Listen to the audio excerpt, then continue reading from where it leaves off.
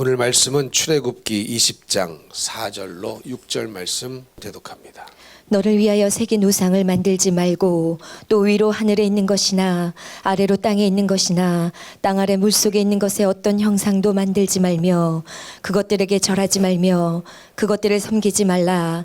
나 네 하나님 여호와는 질투하는 하나님인즉 나를 미워하는 자의 죄를 갚되 아버지로부터 아들에게로 3, 4대까지 이르게 하거니와 나를 사랑하고 내 계명을 지키는 자에게는 1000대까지 은혜를 베푸느니라. 아멘. 아멘. 오늘 말씀은 10계명에 들어있는 한 계명에 관한 말씀입니다. 여러분, 10계명은 오늘날에도 지켜야 할까요? 10계명은 구약에서만 지키는 것이 아니고 오늘날에도 반드시 지켜야 합니다. 왜냐하면 성경은 계명을 지켜야 구원이라고 말하고 있습니다. 우리는 오랜 세월 동안 믿음으로 구원받지 무슨 계명을 지킴으로 구원을 받아 행위로 구원을 받아 이렇게 생각하면서 하나님 말씀대로 안 살아도 구원을 마치 받는 것처럼 속아왔습니다. 그러나 성경은 특별히 마태복음 7장에도 보면 우리 예수님이 뭐라고 하셨습니까? 주여 주여 하는 자가 천국에 가는 것이 아니고 아버지 뜻대로 뭐하는 자가 행하는 자가 천국에 간다. 이렇게 써 있습니다. 이 말씀을 누가 하셨어요? 사도들이 한 것도 아니고 다른 사람이 한 것이 아니고 말씀이 육신이 되어 이 땅에 오신 예수님이 직접 말씀하신 것이었습니다. 그러면 거기에 더 이상 논쟁이 있을 수가 없겠죠. 분명히 주여 주여 한다고 천국에 가는 것이 아니라는 거예요. 아버지 뜻대로 행하는 자가 천국에 간다는 것입니다. 왜냐하면 순종이 곧 믿음이기 때문에 그렇습니다. 순종이 없는 믿음은 없습니다. 믿음이라고 한다면 반드시 뭐가 따라올 수밖에 없느냐? 순종이 따라올 수밖에 없는 것이죠. 그런데 왜 10계명을 안 지키려고 하느냐? 혹은 못 지키며 사느냐? 10계명을 이 법이죠. 율법은 곧 법입니다. 계명은 곧 법입니다. 그래서 이 법이라는 것이 굉장히 나를 속박한다고 생각합니다. 부자연스럽게 만든다고 생각하고 나의 자유를 억압한다고 생각합니다. 이 법이라는 것이. 그러나 여러분들 말씀드렸던 것처럼 법이라는 것은 내가 어겨야 자유가 주어지는 것이 아니고 지켜야 나를 자유하게 합니다. 세상 법도 마찬가지 아닙니까? 내가 내 마음대로 살 자유가 있다고 해서 법을 어기면 어떻게 됩니까? 감옥에 가죠. 감옥에 가면 자유가 있습니까? 자유가 없죠. 뭐 요즘 정치인들 어떻습니까? 법을 몰래 어기다가 결국은 그것이 들통나면 감옥살이를 하죠. 내가 힘이 있다고 권력이 있다고 내 마음대로 할 자유가 있다고 자유롭게 법을 어겼다가는 그것이 들통나는 순간 어떻게 됩니까? 그 자유가 없어져 버립니다. 그래서 법이라는 것은 내가 어기어서 자유를 얻는 것이 아니고 지킬 때에 진정한 자유를 우리에게 줄 수 있는 것입니다. 그래서 말씀에도 진리가 너희를 자유케 한다고 그랬어요. 진리가 너희를 자유케 한다는 말은 진리를 지켜야 우리를 자유케 한다는 말이죠. 그냥 진리를 지식으로 알고 있어야 자유케 된다는 말이 아니고 진리를 그냥 객관적인 사실로 알고 있어야 자유케 된다는 것이 아니고 그 진리를 지켜야 우리가 자유케 된다는 말씀이죠. 성경에도 그렇게 분명히 써 있습니다. 그래서 10계명은 속박이 아니고 하나님이 나를 사랑하시고 또 나의 사랑을 독점하시겠다는 사실은 사랑의 표현입니다.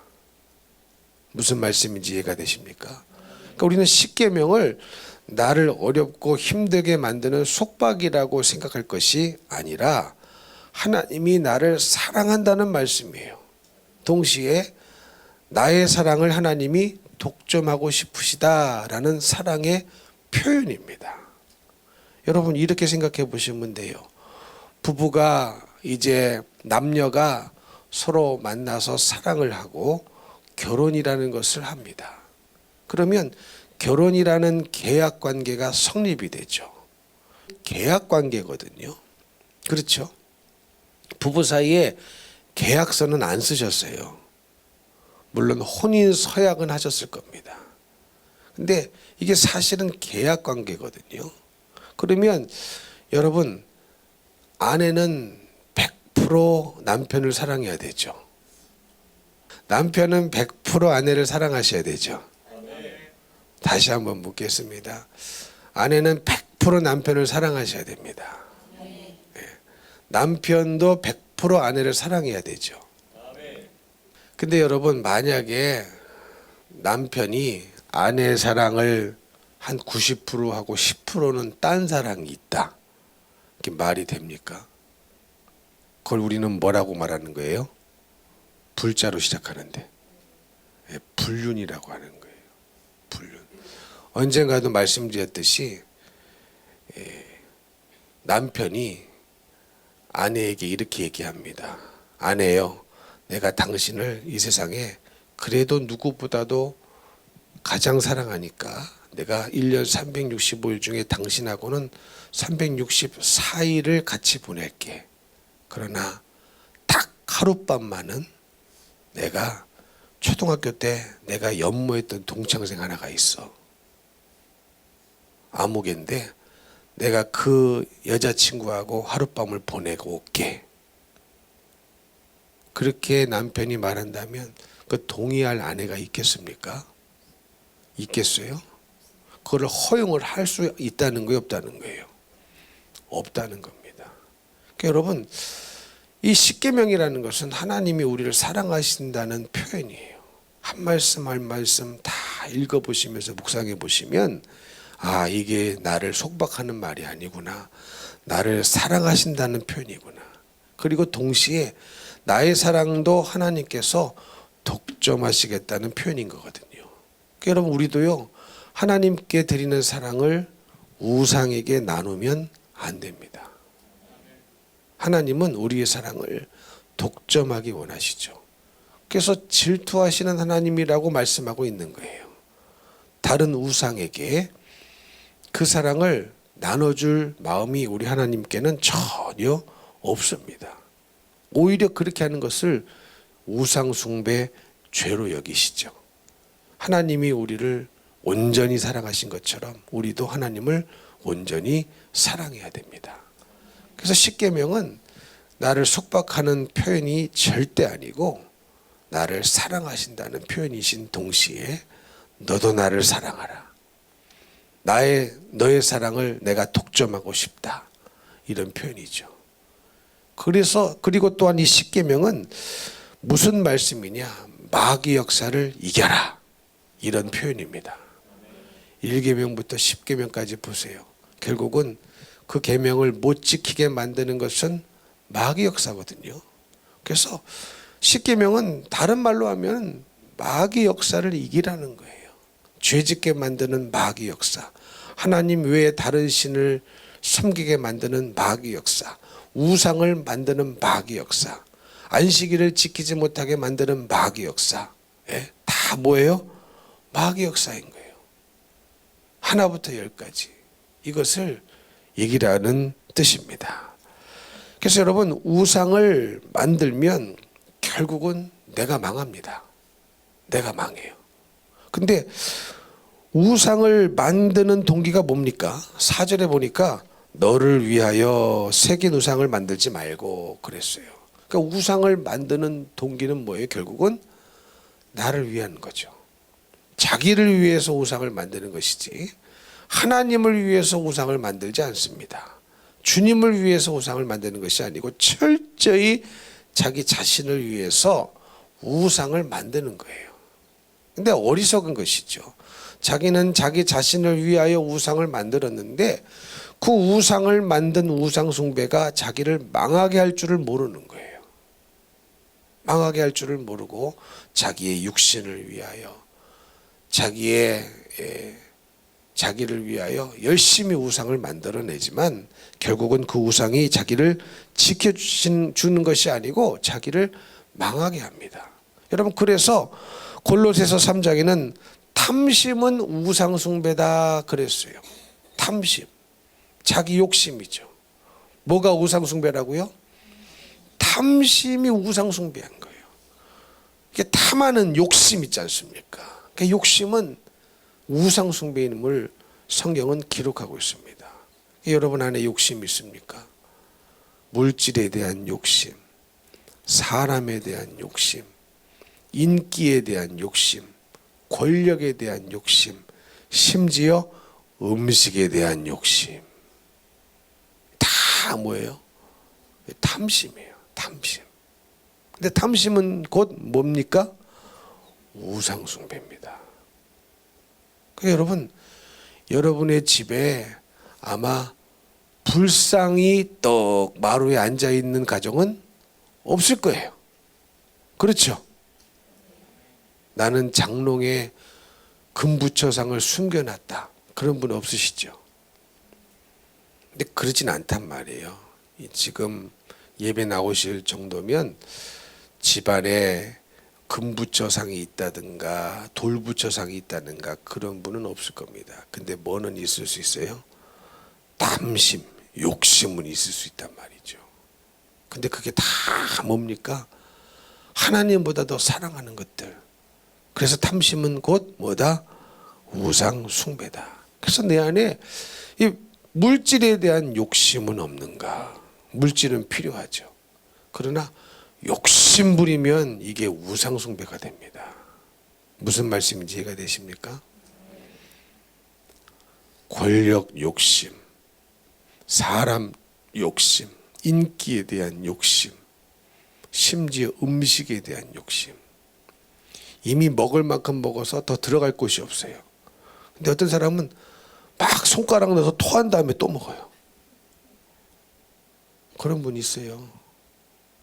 막 먹어야 스트레스 풀린대.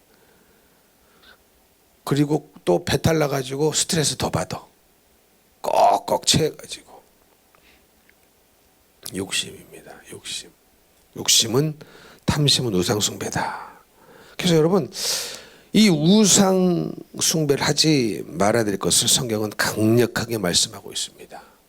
근데 여러분, 이스라엘 백성들이 이제 출애굽을 한 다음에 어디에 머무르게 되었느냐? 시내산 앞에 머무르게 되었습니다. 그래서 그때 모세는 하나님의 부르심을 받고 산 꼭대기로 올라가서 40일 동안 하나님을 만나고 있었어요. 그런데 산 밑에 있는 이스라엘 백성들이 이제 난리가 난 거죠. 왜냐하면 모세가 그래도 눈에 보이는 모세가 자기들을 이끌어내고 있었거든요. 근데 눈에 보이던 모세가 이제는 안 보이는 거예요. 하나님 만나러 간다고 그랬는데 갔더니 소식이 40일 동안 없는 겁니다. 그래가지고 난리가 나가지고 이제 아론을 부축해가지고 눈에 보이는 이 신을 만들어내라는 거예요. 근데 그래서 만든 신이 금송아지 아니었습니까? 그런데 금송아지를 만들어 놓고 이들이 뭐라고 불렀다고요? 바알이라고 부른 것도 아니고 아세라라고 부른 것도 아니고 엘로힘이라고 불렀습니다. 그러니까 이들은 하나님이라고 생각하고 금송아지를 만들어낸 거예요. 근데 이게 하나님 보시기에 얼마나 악했는지 동족 레위 지파가 일어나서 동족을 3,000명을 죽일 정도로 징계를 받았지 않습니까? 여러분, 이게 하나님 앞에 악한 거였거든요. 왜? 하나님은요, 사람이 만들 수가 없어요. 사람이 만들 수가 없어요. 사람이 만들어 놓고 그것을 섬기는 것이 우상 숭배거든요. 돈 누가 만들었습니까? 사람이 만들었어요.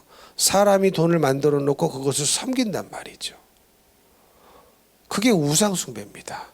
그래서 그들은 하나님이라고 엘롬이라고 불렀지만 하나님은 그것을 인정하지 않으셨습니다. 왜? 자기가 만든 하나님이었거든요. 자신이 만든 하나님이었거든요. 사람이 만든 하나님이었거든요. 여러분, 그래서 우리도 굉장히 신앙생활할 때 조심해야 될 것이 뭔지 아십니까? 내가 하나님을 자꾸 만들면 안 돼요. 아마 이렇게 말씀하면, 목사님, 나는 하나님을 만든 적이 없는데요, 이렇게 되물을 수 있습니다.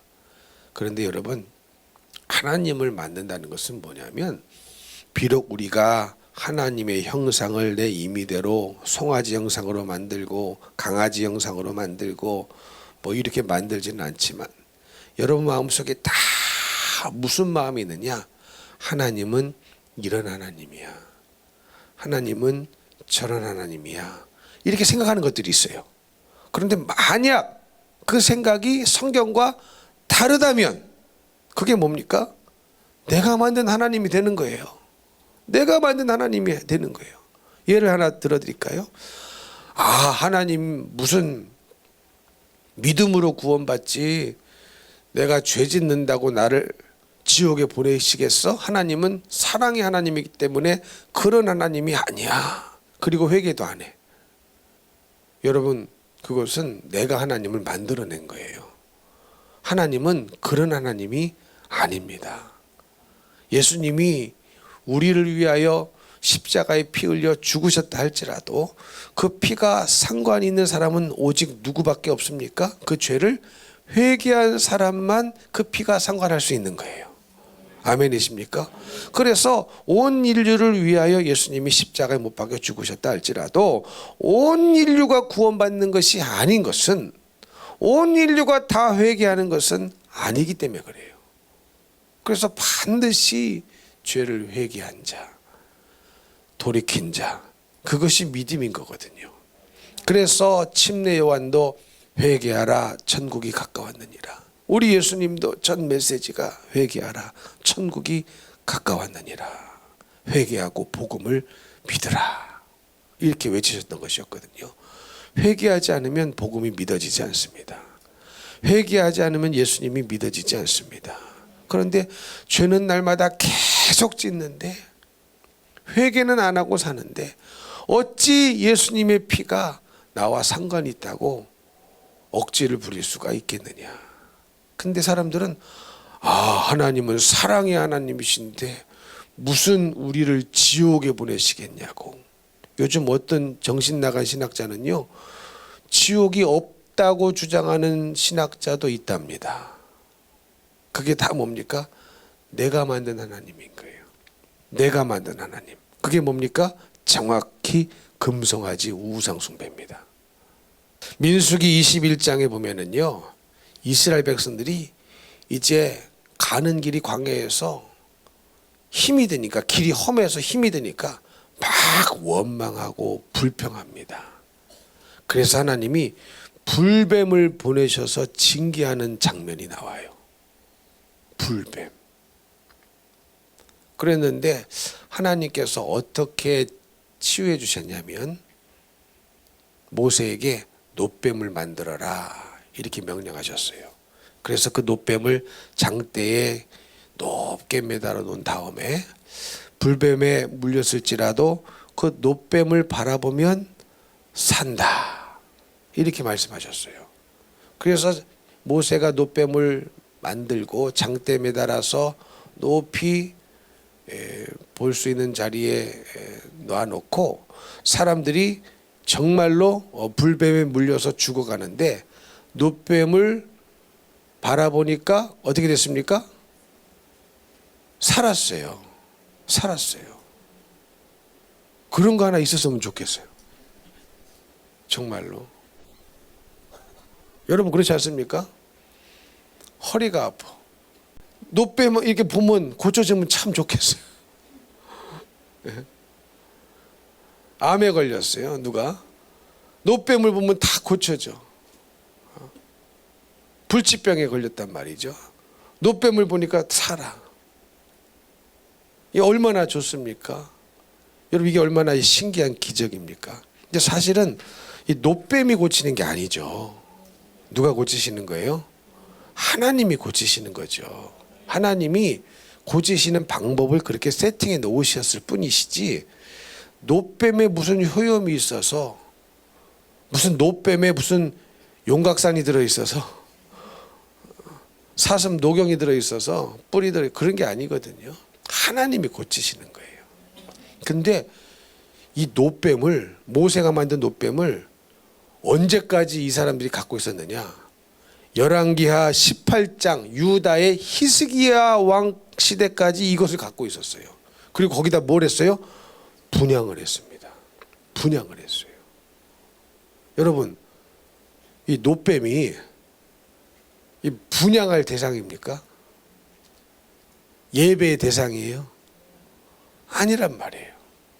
이 노뱀이 고쳐준 게 아니에요. 하나님이 고쳐주셨어요. 그럼 하나님을 예배해야 되는데, 야, 노뱀 바라보니까 살더라.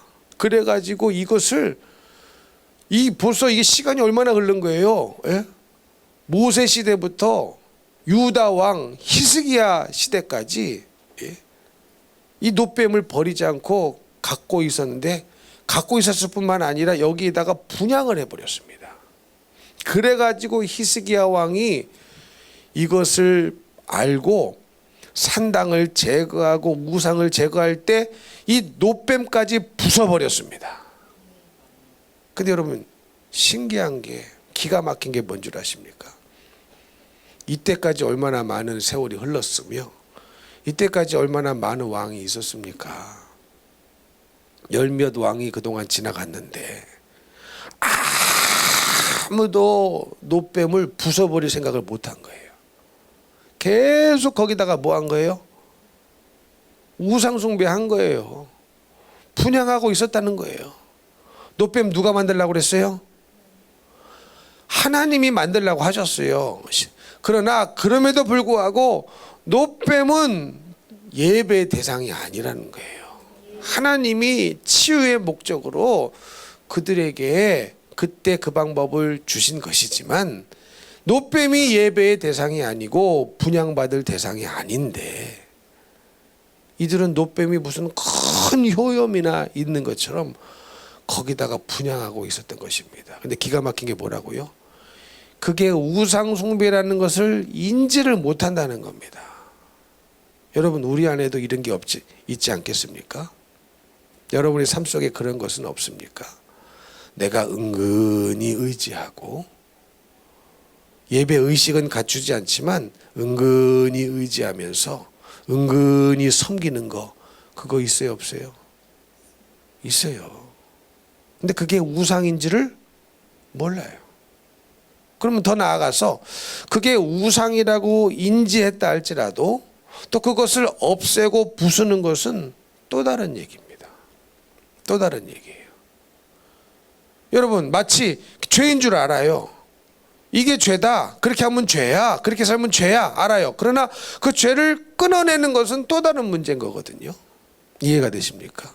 이와 마찬가지로 먼저 기가 막힌 것은 히스기야 왕 말고는 이 노뱀이 우상이라는 사실을 인지하지 못했다.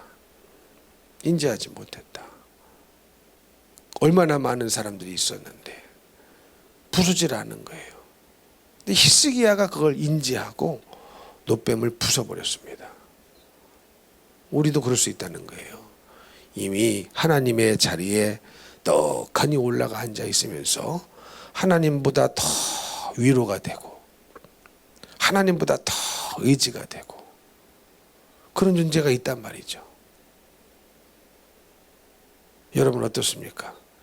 하나님보다 자식 새끼가 더 위로가 되십니까? 위로가 되세요? 안 된다는 거예요. 안 된다는 거예요. 어떤 시어머니는 그런다죠. 자기 아들이 하도 아까워가지고 이미 결혼해서 부부 아내하고 자고 있는데 갑자기 방에 들어가서 자냐? 괜히 열어보고 둘 사이에 들어 눕고. 여러분, 자식 위로 삼아 살면 안 됩니다. 주님이 우리의 위로신 거예요. 의지할 대상은 우리 주님이시요, 누구보다도. 섬겨야 할 대상은 우리 하나님이십니다. 믿으십니까? 근데 그게 있단 말이에요. 은근히 더 위로가 되고, 하나님은 별로 위로가 안 돼. 하나님은 왠지 세 보여. 하나님은 왠지 무서워. 근데 여러분, 그거 아니거든요. 하나님은요, 물론 죄인에게는 무서운 분이시죠. 그러나 십계명은 나를 사랑한다는 소리고, 나의 사랑을 독점하고 싶다는 소리죠. 어떤 아내가 남편이 주는 사랑을 독점하고 싶지 않은 사람이 누가 있겠습니까? 어떤 남편이 아내의 사랑을 독점하고 싶지 않은 남편이 어디 있겠습니까? 독점이고, 사랑은 독점인 거예요. 믿으십니까? 계약의 관계는 독점입니다. 그리고 이것이 우상이라고 인지했다 할지라도 이것을 또 없애고 부수는 것은 또 다른 믿음이 필요한 거예요. 여러분, 우리도 얼마나 외쳤습니까? 물질이 우상입니다. 물질을 섬겨서는 안 됩니다. 우리 예수님도 물질을 하나님과 겸하여 섬길 수 없다고 했습니다. 그리고 곰곰이 생각해 보니까 물질이 내 안에 우상이 되어 있구나 안단 말이죠. 인정이 된단 말이죠. 그럼에도 불구하고 이것을 또 끊어내는 것은 더 깊은 믿음이 필요해요. 더 깊은 기도가 필요한 거예요. 근데 이것은 어렵다고 안 할 수 있는 문제가 아니라는 거예요. 왜? 우상 숭배자는 절대로 천국에 못 가기 때문에 그렇습니다. 못 가는 거예요. 근데 얼마나 이 노뱀을 오랜 세월 동안 섬겨왔냐는 것이죠. 그 불뱀에 물린 백성을 살려준 것이 노뱀이 아니고 하나님이신데, 그러면 하나님께 제사드리고 하나님께 예배드리는 일에 온 마음을 쏟아야 되는데, 산당을 만들고 우상 숭배하고 온갖 잡것들을 다 섬기면서 정작 자기를 불뱀으로부터 구원해 주신 하나님을 섬기지 않는다. 이게 너무나 기가 막힌 일 아닙니까? 근데 이렇게 기가 막힌 일을, 이렇게 어려운 일들을 너무나 쉽게 했던 백성들이 이스라엘 백성들이었는데, 우리는 이 말씀을 보면서 그렇게 살아서는 안 되겠다. 그렇게 살아서는 안 된다는 말입니다. 하나님은요, 절대로 형상으로 찾아오시지 않습니다. 우리에게 말씀으로 찾아오셨어요. 그리고 그 말씀이 육신이 되어 비로소 눈에 보이는 하나님으로 찾아오신 분은 딱 예수님이 유일하신 분이에요. 아멘이십니까? 요즘 내가 메시아다, 한국의 자칭 메시아가 몇십 명이랍니다. 여러분, 기가 막히시죠? 근데 더 기가 막힌 게 뭔 줄 아십니까? 그걸 믿는 사람들이 있어요. 믿는 사람들이 있어요. 나는 메시아다. 이게 믿어져요? 이게 믿어집니까? 이게 믿어지세요? 그리고 온갖 못된 짓을 메시아 이름 팔아가지고 하는데도 그걸 모른다? 이게 이런 사람이 많이 있대요. 많이. 이게 다 뭡니까? 마귀 미혹인 거예요. 마귀 역사인데 멀쩡한 사람들이 속아 넘어가요. 멀쩡한 젊은이들이 속아 넘어가요. 이게 말이 됩니까? 근데 마귀의 미혹이 이렇게 강력한 거예요. 이렇게 강력한 거예요. 내가 메시아다. 너는 죄인이다. 근데 속아 넘어가요. 이게 말이 안 되는 거거든요. 오직 말씀이 육신이 되어 이 땅에 오신 분은 예수 그리스도밖에 없어요. 믿으십니까? 그 외에는 전부 다 우리 하나님이 우리에게 형상으로 오신 적이 없어요. 항상 말씀으로 우리에게 찾아오셨습니다. 소리로 찾아오셨지. 형상으로 찾아오신 적이 있어요? 없어요? 그래서 우리는 아무런 형상을 만들지 말아야 될 줄로 믿습니다. 여러분, 심지어 십자가도 우상이 될 수 있어요. 여러분 잘 들으셔야 됩니다. 우리는 십자가를 믿는 게 아니에요. 십자가에 달려 돌아가신 예수를 믿는 거예요. 우리가 십자가를 믿는다면 십자가의 강도도 죽었어요. 그 당시 십자가는요 형틀이었습니다. 예수님 말고도, 예수님 옆에 달렸던 강도들 말고도 다른 흉악범들, 정치범들도 십자가에 죽었거든요. 우리는 그래서 십자가를 믿는 것이 아니고 십자가에 죽으신 예수님을 믿는 거예요. 근데 십자가 목걸이 다 걸고, 십자가 목걸이 걸지 말라는 말이 아니라 그게 우리의 의지의 대상이 아니라는 거예요. 이해가 되십니까? 우리의 의지의 대상은, 우리의 섬김의 대상은 오직 예수님이신 거예요. 근데 까딱 잘못하면은 십자가조차도 우상화할 수가 있다는 거예요. 여기에 마치 무슨 효염이 있는 것처럼, 이 십자가 목걸이에 마치 효염이 있는 것처럼, 이거 달고 다니면 마치 믿음이 있는 것처럼, 믿음은 개뿔도 없는데 이거 달면은 왠지 내가 믿음이 있는 것처럼 착각을 일으키는 사람들이 있어요, 없어요? 있단 말이에요, 없지 않아요. 있단 말이에요. 그래서 심지어 십자가도 우상이 될 수가 있다는 거예요. 우리는 다시 말씀드립니다. 십자가를 믿는 종교가 아니에요. 십자가에는 강도도 죽었고 그 당시 흉악범들, 정치범들 십자가에 매달려 죽었거든요. 십자가에 달려 돌아가신 예수 그리스도를 믿는 겁니다. 날 위해 죽으신 예수님을 믿는 것이지.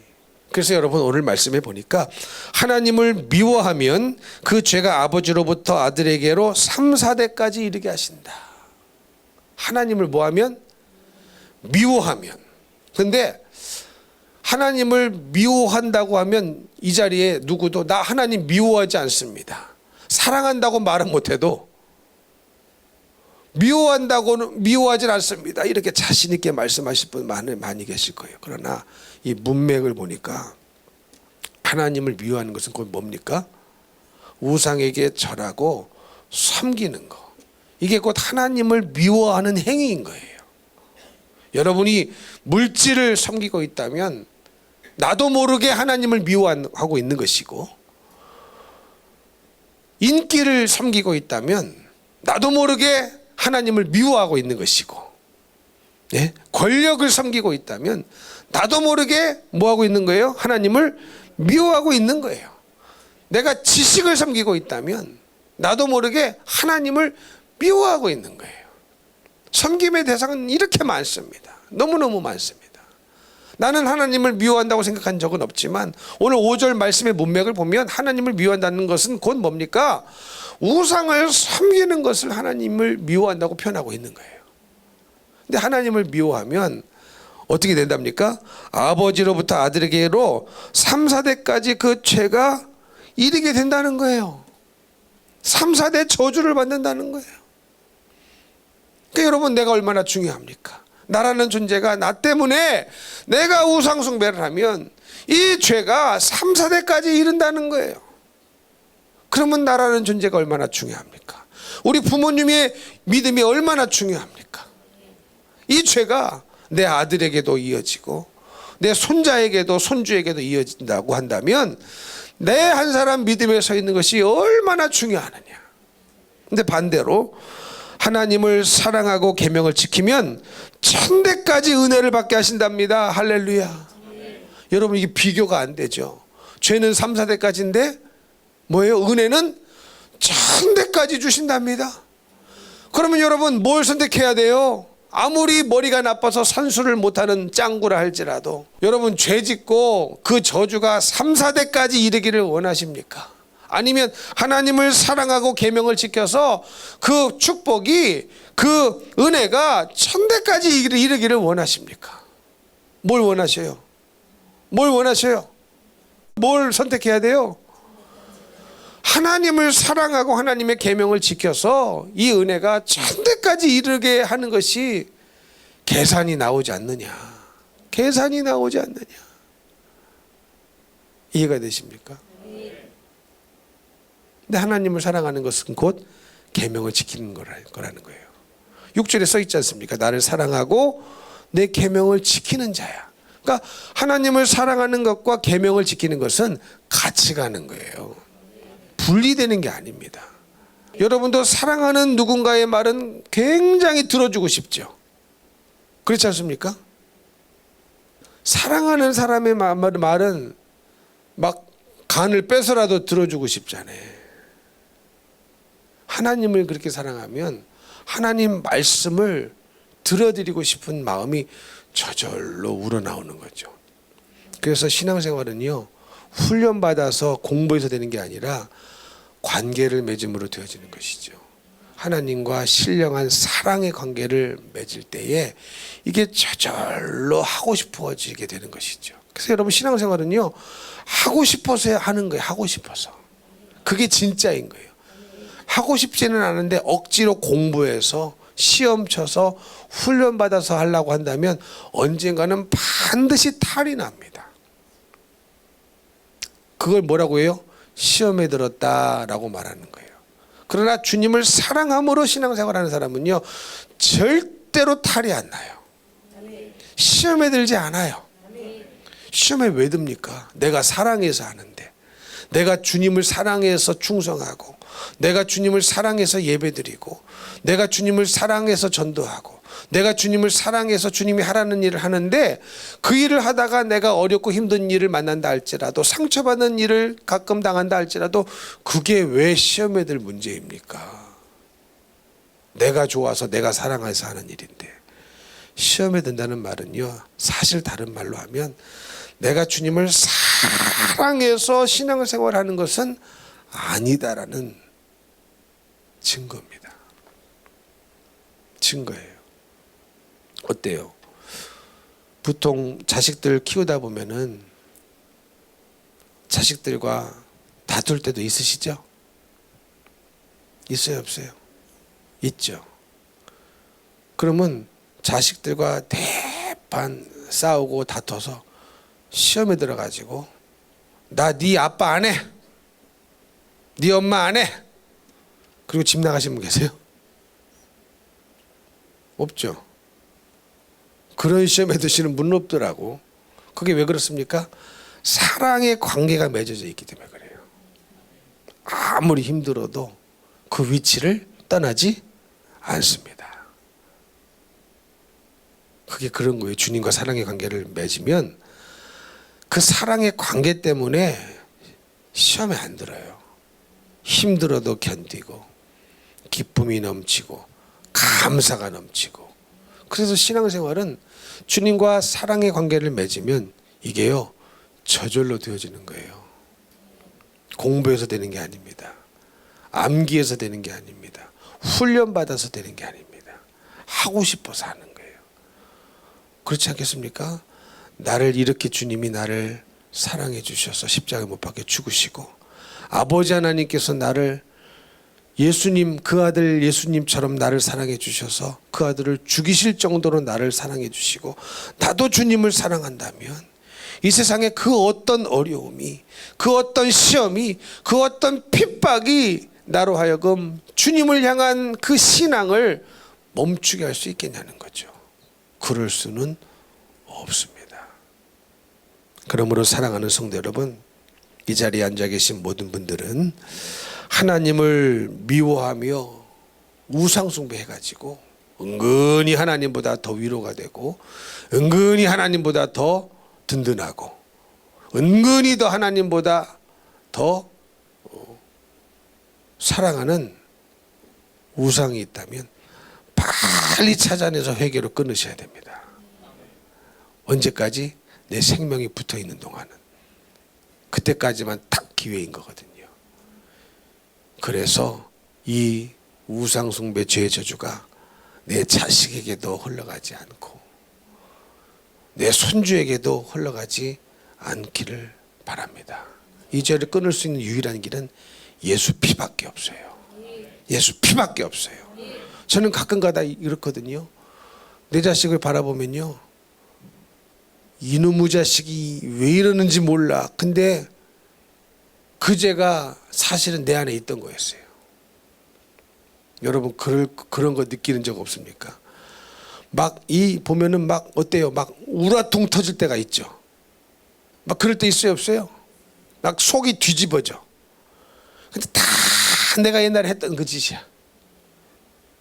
그게 뭡니까? 죄가 흘러가는 거예요. 흘러가는 거예요. 그래서 이 죄가 끊어지려면 그 자식을 닥달해서 끊어지는 게 아니에요. 닥달한다고 끊어지는 것이 아니라 내가 회개해야 되는 거예요. 내가 먼저 회개해야 돼. 내가. 그거를요 지나고 보면은 느껴요. 지나고 보면 아 내가 회개해야 끊어지는 거구나. 내가 먼저 회개해야 끊어지는 거구나. 왜? 그 죄가 어디로부터 흘러갔느냐? 결국은 나로부터 흘러간 거거든요. 이해가 되십니까? 결국은 나로부터 흘러간 죄이기 때문에 내가 먼저 회개해야 자식도 회개할 수 있는 건데 아무리 회개하라고 잡아봤자 닥달해봤자 소용이 없더라고요. 그러나 반대로 하나님을 사랑하고 계명을 지키면 그 은혜가 천대까지 간다고 했으니 여러분 이게 얼마나 비교할 수 없는 남는 장사입니까? 그래서 여러분 신앙생활은요 머리 나쁜 사람이 한다고 착각하지 마세요. 어떤 분은 그렇게 생각하는 분도 있어요. 저 교회 가봐라 어리석은 인간들 다 거기 모였다. 천만의 말씀. 정말로 지혜로운 자가 교회에 모여서 열심히 신앙생활 하는 거거든요. 근데 세상 사람은 어떻게 생각해요? 야 교회 가봐라 거기 멍청한 인간들 거기 다 모였다. 이렇게 어려운데 돈도 안 벌고 오히려 돈 갖다 준다. 그런 멍청한 인간들이 어디 있냐? 지가 열심히 몸써가면서 충성하면서 돈까지 낸다. 이런 이 멍청한 인간들이 어디 있느냐? 그렇게 생각합니다. 여러분 그런 겁니까? 그런 겁니까? 오히려 멍청하고 어리석은 사람들은 세상 사람들이에요. 아무리 돈이 많고 물질이 많고 잘 살아도요 그거 이 세상 생명 끊어지는 순간 완전히 전세가 역전됩니다. 완전히 전세가 역전돼요. 믿으십니까? 그들이 그토록 어리석게 여겼던 우리들은 천국에 갈 것이고 스스로 지혜롭다고 여겼던 그들은 완전히 지옥불에 떨어질 것이기 때문에 완전히 모르고 하는 소리요 전세가 완전히 한 방에 역전이 됩니다. 그러니 여러분 사실은 불쌍한 존재들인 거예요. 자기의 운명이 어찌 될지도 모르고 살아가는 불쌍한 영혼이기 때문에 그런 불쌍한 영혼들 주님의 사랑으로 건져내야 되지 않겠습니까? 그 불쌍한 영혼이 어디에도 있어요? 여러분의 가정 안에도 있어요. 안에도 있어요. 여러분 가정 안에 있단 말이에요. 그래서 육신만 사랑하지 마시라. 그 영혼을 좀 사랑해 보시라. 그 영혼이 지옥 가는 것을 안타까워하시라. 그 영혼이 이 세상에서 못 배우고 돈 못 벌어서 고생하는 것만 안타까워하지 마시고 그래서 어찌하든지 물질로 도와주려고만 생각하지 마시고 먼저 누굴 줘야 돼요? 예수를 줘야 돼요. 예수를 줘야 됩니다. 믿으십니까? 그 안진뱅이가 구걸할 때 베드로가 뭐라고 그랬어요? 베드로는요 이 안진뱅이는 베드로에게 동전 한 입 받을까 이렇게 쳐다봤는데 베드로가 뭐라고 그랬어요? 은과 금은 내게 없다. 그러니까 베드로가 그에게 주려고 한 것은 은과 금이 아니었습니다. 은과 금 주면요 그거 먹고 또 끝나버려요. 다음 날 또 동냥합니다. 이해가 되십니까? 누구를 줘야 되느냐? 예수를 줘야 되는 거예요. 예수를 줘야 되는 거예요. 근데 그날 불쌍하다고 돈 주고 지나갔어요. 그러면 굉장히 그 거지가 고마워는 했겠죠. 우리 배 선생 항상 지나가더니 오늘따라 나에게 돈을 주셨다. 고마워는 했겠죠. 그리고 그거 돈 받아가지고 식당에 가가지고 고등어 부침 먹고 한 끼 배부른 식사는 했겠죠. 그러나 그것은 끝이에요. 다음 날 또 구걸해야 돼요. 또 구걸을 해야 돼요. 그래서 베드로가 뭐라고 얘기한 거예요? 은과 금은 내게 없다. 은과 금은 내게 없다. 모르겠습니다. 베드로 포켓에 정말로 돈이 있었을까 없었을까? 근데 그 얘기를 하는 게 아니잖아요. 내가 너에게 주고 싶은 것은 돈이 아니라는 얘기인 거거든요. 예수를 줘야 된다는 거거든요.